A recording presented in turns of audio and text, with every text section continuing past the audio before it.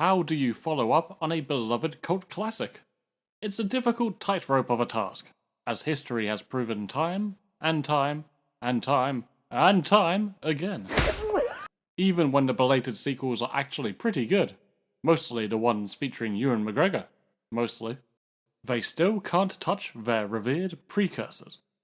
So, when director Robin Hardy announced he was returning to create a sequel to his 1973 masterpiece, The Wicker Man, you could say he was playing with fire. The idea to produce a continuation to The Wicker Man had been long gestating. Anthony Shaffer, the screenwriter of the original film, was the first to try and get the project off the ground.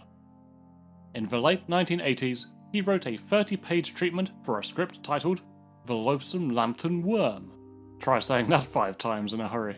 The Loathsome Lambton Worm. The Loathsome Lambton Worm. The Loathsome Lambton Worm. The Loathsome Lambton Worm. The Loathsome Lambton Worm. Shockingly, this premise would open with Edward Woodward's Sergeant Howie being rescued from his blazing demise by fellow police officers. All right, Sonny, that's enough. Just pack that in. Howie would then partake in a quest to bring Lord Summerisle to justice.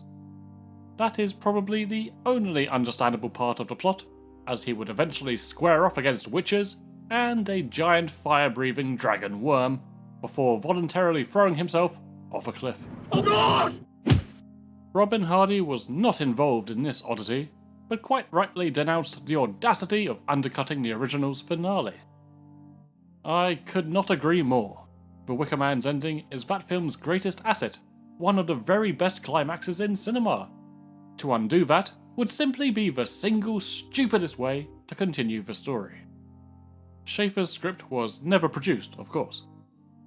Probably for the best, and if nothing else, the Lambton Worm still made its appearance in the equally bizarre late 80s Scottish-bound horror film, The Lair of the White Worm.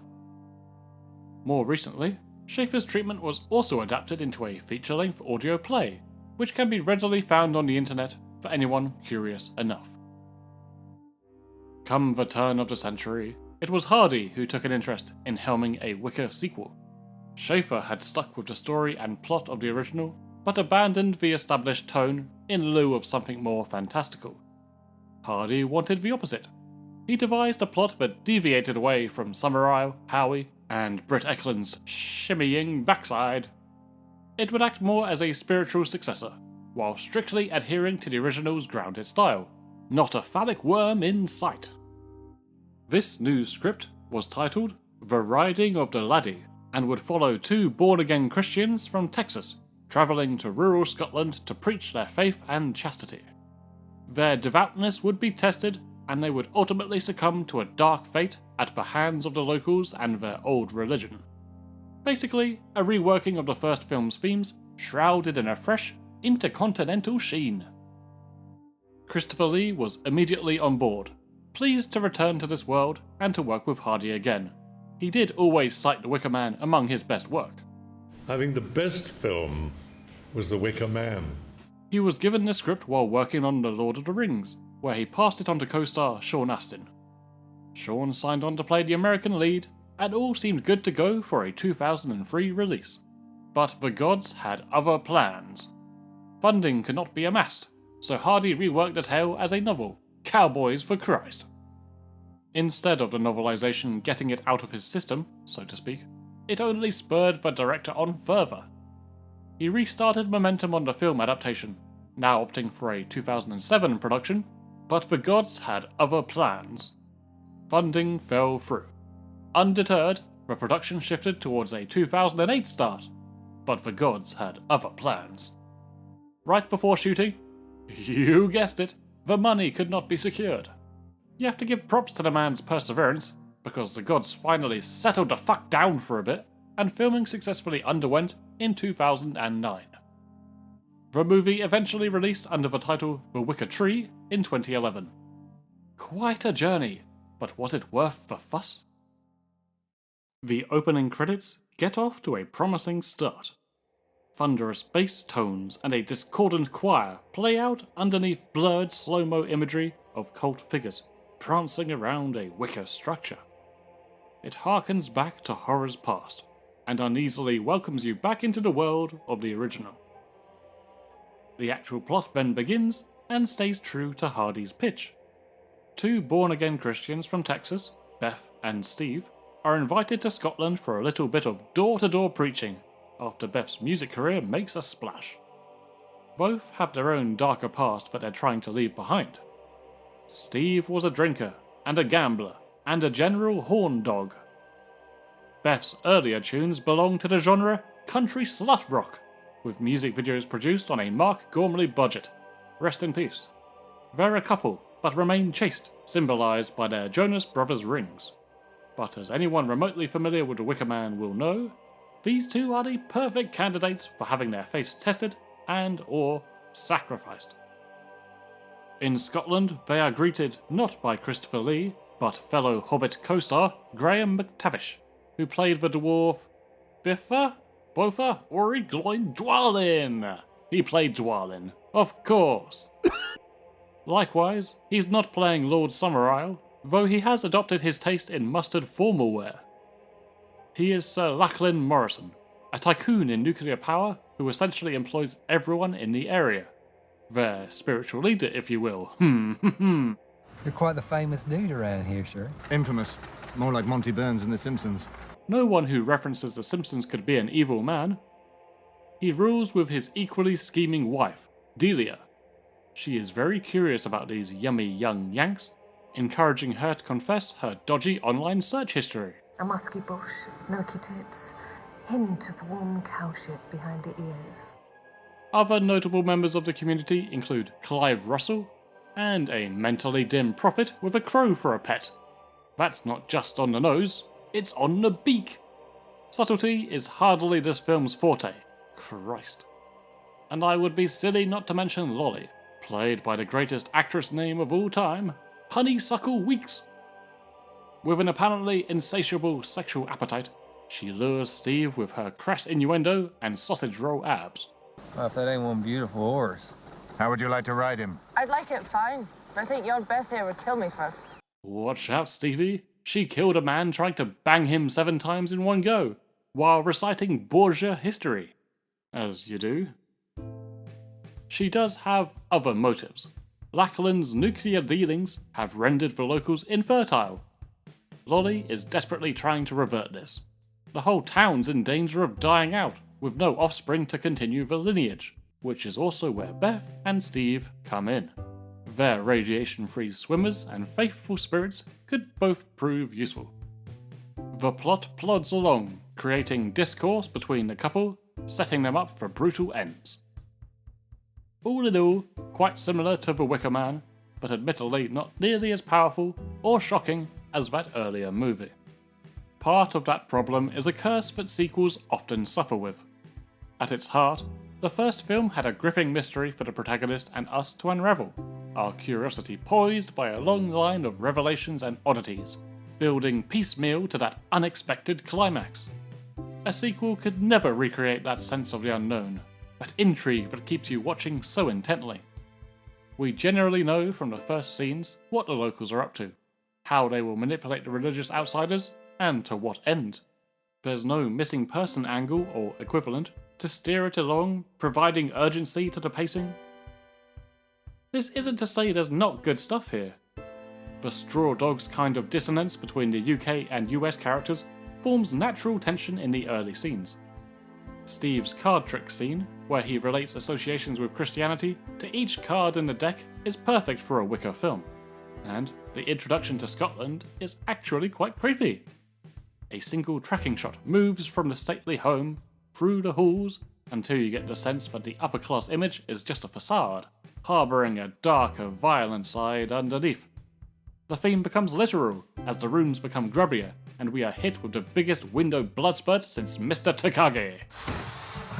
We do it the hard way. We also get some bird vision, and a rocking horse that was surely carved by Satan himself. It's more of a black comedy than its predecessor, which will work for some, and not for others. There is tonal confusion, like going from this horrific reason not to wear a kilt, to the characters' wacky antics that follow it. She nearly severed one of your googlies. I don't mind, but I can see how viewers would be put off, expecting a fully sinister vibe. While we're talking about sinister things, where the devil is Christopher Lee? He's in the film, but he's been conspicuously absent from the footage so far. Well, Robin Hardy originally cast Lee to be Lachlan, a direct mirror of his role in the original. Accept our sacrifice! Accept our sacrifice! And make our blossoms fruit! That we may be fruitful once again! However, on the set of the Hammer horror revival flick The Resident, the 90-year-old actor sustained a serious back injury after tripping on a cable. Quite rightly, they let Lee rest, and instead recast the part with McTavish, who was already on board, scheduled to play Mr. Bleeding Bollocks. But Hardy, and no doubt the funding parties too, wanted Christopher Lee to still be involved. The filmmaker quickly wrote a brand new scene specifically for the actor. The scene runs for a whopping 1 minute and 15 seconds long. Lachlan pauses for a flashback, where he reflects on his childhood days, where he's visited by Lee's character. This short time is mainly taken up by the kid, who frankly isn't the best actor in the world. Lee shows the little punk how it's done, in about 2 sentences, and then we fade back. The trouble here is that the scene feels shoehorned in, because it absolutely was. It's quite clunky. Delia asks Lachlan a question, he looks to the portrait, we get the scene, and then Lachlan continues the conversation. I'll tell you what I believe. And is this supposed to be Lord Summerisle? In the credits, he's listed as Old Gentleman. Hardy says it's him, Lee claimed otherwise. Ultimately, it's so insignificant that it doesn't really matter. It's nice that Lee was included, I just wish the scene felt more natural. And honestly, when he fades away after so little time together, having waited an hour into the film to see him, it leaves me feeling strangely depressed. A potentially last great performance from the acting titan could have been on the table, but unfortunate circumstances reduced that to an awkward, all too brief cameo, and now he's gone. Rest in peace, rest in peace. McTavish is good, but just like the film itself, when compared to the original, it simply isn't as good. The story is serviceable enough, but it's leagues below the original. The tree design is cool, but it was never destined to become an icon like The Wicker Man. The songs are okay, but not as memorable. The tests of faith are acceptable in their own right, but lacking in comparison to Howie. Honeysuckle is great, but where's the shimmy?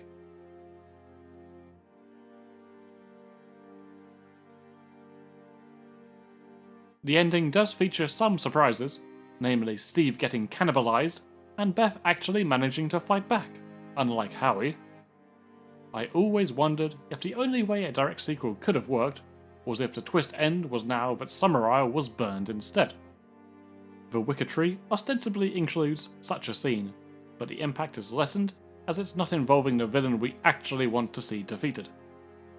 So yes, some interesting curves to the formula, and more gory than before, but how on earth could this climax compete with this? I guess what I'm trying to say is, it's a fine film, but it's definitely not The Wicker Man. This movie released at the peak of my Wicker Man fandom. I was rewatching the original every other month, writing essays on it for school, making songs inspired by it. I even tried to build the bloody Wicker figure on my mate's Minecraft server. At least I had the restraint not to steal the aux cables at house parties and crank up the corn rigs and barley rigs. Point is, even back then, I didn't hate the sequel. I was disappointed, but could find the merits in its kinda cozy familiarity. Other reviews were scathing, a little harshly I feel. People seemed to be personally attacked by the film's mere existence, despite Hardy's involvement. I did not share that sentiment. Any wrath I did have was completely diverted towards that ridiculous remake a few years prior.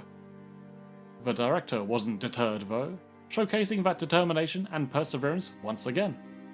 During the press for The Wicker Tree, he was already promoting the idea for a third film in this spiritual trilogy. It would be titled The Wrath of the Gods. Loosely based on Wagner's Ring cycle, it would have been set in Iceland and dealt with the old mythology there. Sharing these two Wicker films' merging of folk music and mysterious forces, Hardy also teased another suitably shocking finale. Robin sadly passed away in 2016, before this project could be materialised. Rest in peace, rest in peace, rest in peace. So, the ending of the saga remains The Wicker Tree. Don't treat it as an affront to a cult classic, accept it as a harmless companion piece.